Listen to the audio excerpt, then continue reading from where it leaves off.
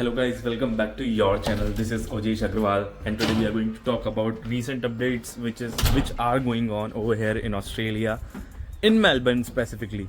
So whosoever is watching this video for the first time on my channel, I am Ojesh Agrawal. I am an international student here in Australia in Deakin University. I am pursuing Master of Business Analytics from again Deakin Business School. So let's talk about what is going on nowadays, about some of the questions coming up to me, and let's discuss what courses are in PR list and not. So finally it is like 1 year of me in Australia. I came on 4th of November 2022, and now it's 2023. I'm posting this video late, I'm so sorry for it. So as we all know that I have already made a video on currently what are the living expenses over here in Australia as an international student. But again, I would like to talk about it because many of the potential international students are repetitively asking me the same question, similar questions. So I would like to talk on those at the moment. So first of all, here in Australia at the moment, getting a part-time job is getting difficult because, for example, all those friends who have came to Australia in this February or July intake, some of them have not got job till now. So part-time jobs are little difficult to get at the moment. There was a time when we had unlimited working rights. At that time it was quite simple because the restaurant owners and cafe owners and everyone, they prefer to have someone employed as a full-time employee. And I'm just here in the garden of my house, and after a long time I'm coming over here. So this is the case with respect to part-time jobs over here in Australia. Secondly, what about the PR? So I'm not much into PR and everything. I have not came here with the only intention of getting PR. Although yeah, I won't say no to getting a PR, right? But the thing is, there are courses which are very easily providing you PR. For example, there are courses like nursing, there are courses like early childhood, there are courses like teaching. These are some of the courses which are offering easy PR at the moment here in Australia, specifically in Victoria, which is a state again. So these are the courses that you can have a look while you are thinking of coming to Australia. But then again, you will have to plan everything because there are universities who don't give you offer letter about the same, because they know that intentionally a student is doing this in order to get PR only. So here it becomes a problem, because when we come here as a student for MBA, Masters of Business Analytics and courses like these, they usually charge a lot of fees, and this, so $80,000 is a lot for them also, that an international student is paying just for 2 years of tuition fees. So this is a main source of revenue that some of the first world countries earn, like Australia, because it is too expensive even for a full-time employee over here. I was talking about the living expenses. So as an international student, I won't take it long, around $2,000 a month is what is the expense at the which comes down to around 1 lakh rupees a month is what is the expense at the moment of an international student. Because when I came in November, at that time there were no rental crisis.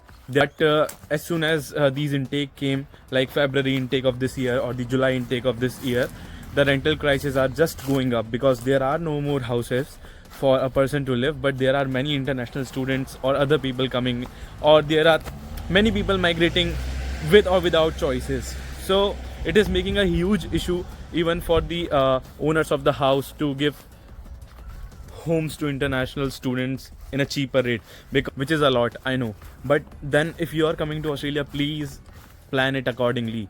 There are people whom I have met who have gone back to India. There are students who have gone back to India out of depression, out of anxiety. I'm not bothering anyone with saying those negative things, but this is a kind of reality which we guys don't understand, and we just think that everything is so fancy over here in Australia or any country per se.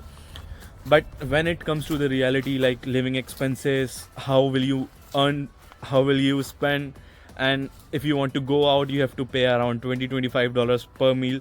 So these are some things which really you should know before planning. There are many people who are texting me on Instagram. They are asking about how much money should I think of spending when I'm coming to Australia or any country.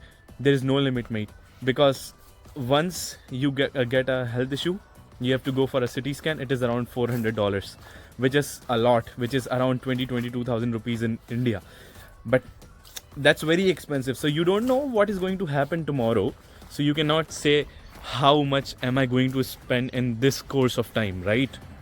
So it's better to plan all the financial things before you leave or when you are planning of moving to Australia.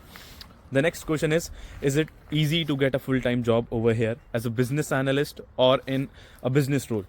I would say that it's not very easy, neither it is impossible. Because at the moment I am also pursuing, I am not applying for the jobs. I am also studying at the moment.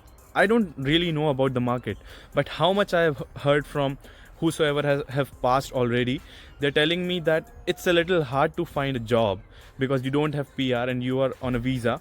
You might go to India back. This is what an employer thinks. So please think everything ahead and don't just think that okay, today my course is going to complete, tomorrow this university or a college is going to give me placements and I'll have a full-time job. It is very easy. It's not like that. Here I am currently finding internships and you have to find everything by yourself, your own connections. If you have some family member, they can refer you, but it's not like they have a proper seat count. For example, in India we have colleges, they provide placement facilities. Students have to come, sit, give interview, and that's it. If they are good, they get a job. But here it's not like that. They have a portal, they give you all the opportunities. You have to apply by yourself, you have to talk to the recruiter by yourself. They just give you all the resources, but you have to do the thing. So just think of it before moving to anywhere. Just don't think it in a way that it's very easy to do all things over here. Neither it is very tough. You can manage if you are okay to cook food home, and if you are okay to study by your own self, if you are okay to not pay someone and get assignments made, which is very bad and very illegal. Don't do that. Then it's very good. You can do it. But for that you should have good connections. You should have good heart to face everything. Yeah, that's it. And what about the PR opportunities as a business analyst? So at the moment I don't know. The government might change in the next couple of months or years, and we don't know what are the new rules, because at the moment the post-study work visa for masters in business analytics for Deakin University is 5 years, but when I came in November it was just 3 years. So there is no certainty about it. So please have a look about it before finalizing any country. Please do your research about different countries, their relations with respect to India, what are their visa policy, how much is the living expense, everything. Give yourself time of around 1 or 2 weeks at least in order to sort out which university, which course, which country will suit you. And that's all for today. See you in the next one.